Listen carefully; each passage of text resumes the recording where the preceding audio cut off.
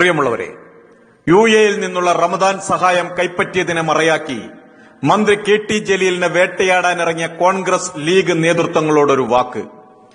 ദയവ് ചെയ്ത് നിങ്ങൾ കേരളത്തെ ശവപ്പറമ്പാക്കാൻ തുനിഞ്ഞിറങ്ങിയ ബിജെപിയുടെ ഏജന്റുമാരാകരുത്. എന്നു മുതലാണ് മുസ്ലിങ്ങൾ ഞങ്ങളുടെ ശത്രുക്കളാണ് എന്ന് പറഞ്ഞ ആർഎസ്എസും ബിജെപിയും ലീഗിന് പ്രിയപ്പെട്ടതായത്? ലീഗ് നേതാവ് കുഞ്ഞാലിക്കുട്ടി ബിജെപി അല്ല, നമ്മുടെ ശത്രു സിപിഐഎം ആണ് എന്ന് പറയുമ്പോൾ ബീഫിന്റെ പേരിൽ മുസ്ലിങ്ങളെ വേട്ടയാടാനിറങ്ങിയ ബിജെപി ആർഎസ്എസിനെ നേർക്കുനേരെ നിന്ന് എതിർത്ത സിപിഐഎം എങ്ങനെ ലീഗിന്റെ ശത്രുവായി മാറുന്നു? മുത്തലാഖ് നിയമ ഭേദഗതിയിലൂടെ മുസ്ലിം ചെറുപ്പക്കാരെ ക്രിമിനലുകളാക്കി ജയിലിലടക്കാൻ ബിജെപി തീരുമാനിച്ചപ്പോൾ ചെറുത്തുനിന്നവന്റെ പേര് കമ്മ്യൂണിസ്റ്റ്. ഒരു രാജ്യം ഒരു നിയമം എന്ന് പറഞ്ഞ് ബിജെപി കാശ്മീർ മുസ്ലിങ്ങളെ ബന്ദിയാക്കിയപ്പോൾ പ്രതികരിച്ചവന്റെ പേര് കമ്മ്യൂണിസ്റ്റ്. പൌരത്വ ഭേദഗതി നിയമത്തിന്റെ ഭാഗമായി മുസ്ലിങ്ങൾ ഇന്ത്യയിൽ നിന്ന് പോകണമെന്ന് പറഞ്ഞ ബിജെപിക്കാരനോട് അവർ ഞങ്ങളുടെ സഹോദരങ്ങൾ, മുസ്ലിങ്ങൾക്കും അവകാശപ്പെട്ടതാണ് ഇന്ത്യ എന്ന് പറഞ്ഞവന്റെ പേര് കമ്മ്യൂണിസ്റ്റ്. മുസ്ലിങ്ങളെ ശത്രുവായി പ്രഖ്യാപിച്ച ആർഎസ്എസും ബിജെപിയും മിത്രമായി മാറുകയും മതന്യൂനപക്ഷങ്ങളുടെ സംരക്ഷകരായി നിൽക്കുന്ന കമ്മ്യൂണിസ്റ്റുകൾ ശത്രുക്കളുമായി ലീഗിന് മാറിയത് എന്തുകൊണ്ടാണ്?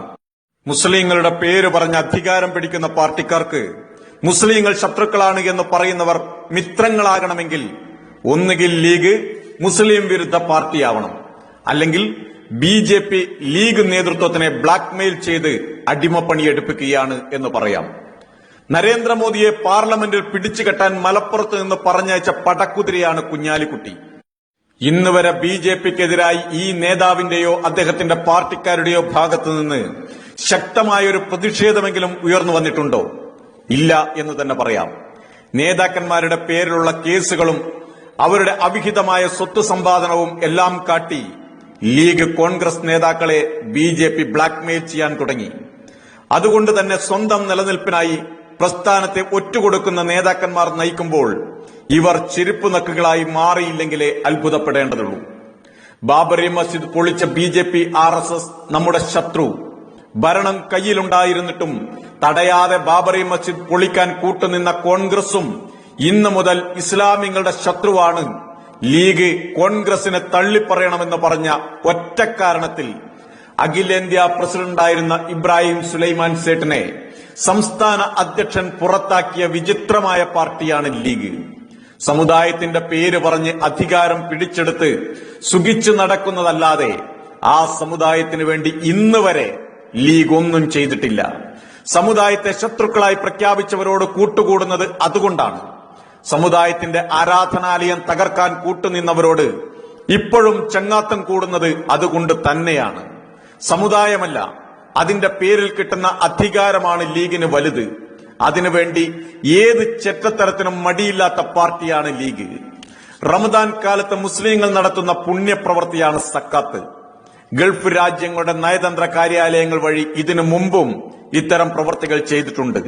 ആ ഒരു പുണ്യപ്രവൃത്തിയിൽ കള്ളക്കടത്ത് ആരോപിച്ച് പ്രധാനമന്ത്രിക്ക് കത്തയച്ചത് കോൺഗ്രസ് നേതാവ് മാത്രമായ ബെന്നി ബെഹനാൻ അല്ല, ലീഗ് അടക്കമുള്ള വലതുപക്ഷ മുന്നണിയുടെ കൺവീനർ കൂടിയാണ് അദ്ദേഹം.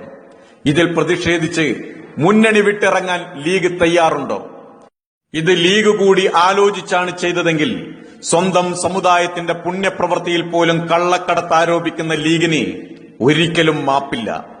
പുണ്യദിനത്തിലെ സക്കാത്ത് സ്വീകരിച്ച് അർഹരായവർക്ക് എത്തിച്ചു കൊടുക്കാൻ നിന്നവൻ കുറ്റക്കാരനാണ് എന്ന് പറയുന്നവരാണ് വിശ്വാസവഞ്ചകർ, സമുദായത്തെ ഒറ്റുകൊടുക്കുന്നവർ. യഥാർത്ഥ സ്വർണ്ണക്കടത്ത് പ്രതിയെ രക്ഷിക്കാൻ കാല് നക്കാനും ഈ കപടമാന്യന്മാർക്കും മടിയില്ല.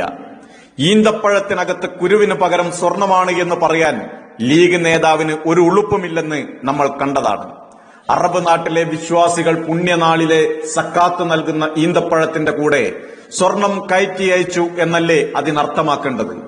മലദ്വാരത്തിൽ വരെ സ്വർണം തിരികെ കയറ്റി കള്ളക്കടത്ത് നടത്തുന്ന പാർട്ടിയുടെ നേതാവ് ഇങ്ങനെ ചിന്തിച്ചില്ലെങ്കിലേ അത്ഭുതമുള്ളൂ. അധികാരത്തിന് വേണ്ടി മതത്തിന്റെ പേരിൽ വർഗീയത കളിച്ച് മനുഷ്യരെ തമ്മിൽ തല്ലിക്കാൻ നേതൃത്വം കൊടുത്തവന്റെ പാർട്ടി മാറാട് കലാപം നമ്മുടെ മുന്നിൽ തെളിവായുണ്ട്. സ്ത്രീ വിഷയത്തിൽ ഇസ്ലാം വിരുദ്ധത കാണിച്ച് മഹാനായവന്റെ പാർട്ടി ഐസ്ക്രീം കേസ് തെളിവായി നമ്മുടെ മുന്നിൽ നിൽക്കുന്നു.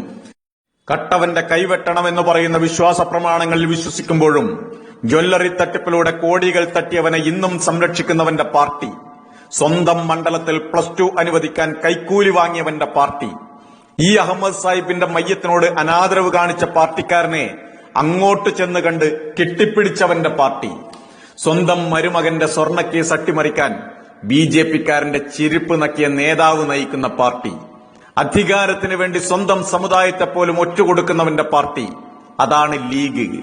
മുസ്ലിങ്ങളെ ശത്രുക്കളായി പ്രഖ്യാപിച്ച RSSനും BJP-ക്കും ലീഗ് ശത്രുവല്ലാതായി മാറുന്നുവെങ്കിൽ നാം ചിന്തിക്കണം എന്തുകൊണ്ട്. UP പോലെ, കാശ്മീരും ബീഹാറും ഒറീസയും മധ്യപ്രദേശും പോലെ മുസ്ലിങ്ങളെ വേട്ടയാടാൻ, അവരെ രാജ്യദ്രോഹികളാക്കി മാറ്റാൻ കേരളത്തിന്റെ മണ്ണിൽ RSSന് അവസരമൊരുക്കി കൊടുക്കുകയാണ് ലീഗ്. മദനിയെപ്പോലെ തീവ്രവാദിയാണ് ജലീലെന്ന് അർത്ഥം വരുന്ന രീതിയിൽ BJP പ്രതികരിക്കാൻ തുടങ്ങിയതിലെ അപകടം എന്തേ നാം തിരിച്ചറിയാതെ പോകുന്നത്.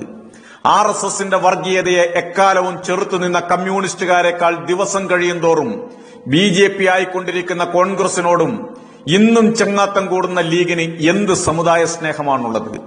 കേന്ദ്ര സഹമന്ത്രി പറഞ്ഞു, നയതന്ത്ര ബാഗേജ് വഴിയല്ല സ്വർണം കടത്തിയത്. BJP-യുടെ ചാനൽ നേതാവ് അനിൽ നമ്പ്യാർ പ്രധാന പ്രതി സ്വപ്ന സുരേഷിനോട് പറയാൻ പറഞ്ഞു, നയതന്ത്ര ബാഗേജ് വഴിയല്ല സ്വർണം കടത്തിയത്. പാർലമെന്റിൽ ഗവൺമെന്റും അന്വേഷണ ഏജൻസിയും ഉറപ്പിച്ചു പറഞ്ഞു, നയതന്ത്ര ബാഗേജ് വഴിയാണ് സ്വർണം കടത്തിയത് എന്ന്. ഈ കേന്ദ്രമന്ത്രിയും അദ്ദേഹത്തിന്റെ പാർട്ടിയുമാണ് സ്വർണ്ണക്കടത്തിന്റെ പ്രധാനിയെന്ന് എവിടെയെങ്കിലും ലീഗ് പറഞ്ഞോ? പകരം എന്താ ചെയ്തത്? ആ നേതാവിന്റെ ചെരുപ്പ് നക്കി സ്വന്തം മരുമകനെ കേസിൽ നിന്ന് ഇറക്കാൻ വേണ്ടി പോയിരിക്കുന്നു. കള്ളന്മാർ തന്നെ കള്ളൻ കള്ളൻ എന്ന് ഉറക്കെ വിളിച്ചു പറഞ്ഞ് ഓടിക്കൊണ്ടിരിക്കുകയാണിവിടെ. അതിന് മെഗഫോണായി ചില മാധ്യമങ്ങളും ഇറങ്ങിയിരിക്കുന്നു. മികച്ച ഭരണത്തിലൂടെ ഇന്ത്യയിലെ ഒന്നാമത്തെ സംസ്ഥാനമായി മാറിയ കേരളത്തിലെ ഇടതുപക്ഷ ഭരണത്തെ തകർക്കാൻ കള്ളന്മാരും പിടിച്ചുപറിക്കാരും ഒരു കൂട്ടുകെട്ടുണ്ടാക്കുകയാണ്. ആ കൂട്ടുകെട്ട് ജനവിരുദ്ധമാണ് എന്ന് നാം തിരിച്ചറിയണം. BJP, കോൺഗ്രസ്, ലീഗ് അവിശുദ്ധ കൂട്ടുകെട്ട് നാടിന്റെ നന്മ തകർക്കാനാണെന്ന് നാം തിരിച്ചറിയണം. ഇനിയും മതം പറഞ്ഞ് നാടിന്റെ നന്മ തകർക്കാൻ ഇവരെ നാം അനുവദിക്കരുത്. കേരളത്തെ തകർക്കാനുള്ള ഈ നെറികെട്ട കൂട്ടുകെട്ടിനെ നാം തിരിച്ചറിയണം. ഒറ്റക്കെട്ടായി ഈ കറക്ക് കൂട്ടുകെട്ടിനെതിരെ പ്രതികരിക്കണം. ഇത് നമ്മുടെ നാടിനു വേണ്ടി, വരാനിരിക്കുന്ന എല്ലാ മക്കൾക്കും വേണ്ടി നാം ഇന്ന് ചെയ്യുന്ന പുണ്യപ്രവൃത്തിയാണ് എന്ന് തിരിച്ചറിയുക. പരിശുദ്ധ ഖുർആനെ വിവാദത്തിലേക്ക് തള്ളിവിട്ട ലീഗിൽ എനിക്ക് വിശ്വാസമില്ല.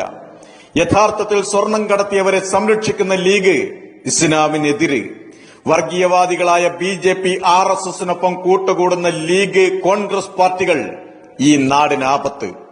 ഇവരെ തിരിച്ചറിയുക, ഇവരെ ഒറ്റപ്പെടുത്തുക. നാട് നന്നാവട്ടെ, ജനങ്ങൾ നന്നാവട്ടെ. എന്റെ മനസ്സ് ഇടതുപക്ഷത്തിനൊപ്പം, ഈ നാട് ഇടതുപക്ഷത്തിനൊപ്പം.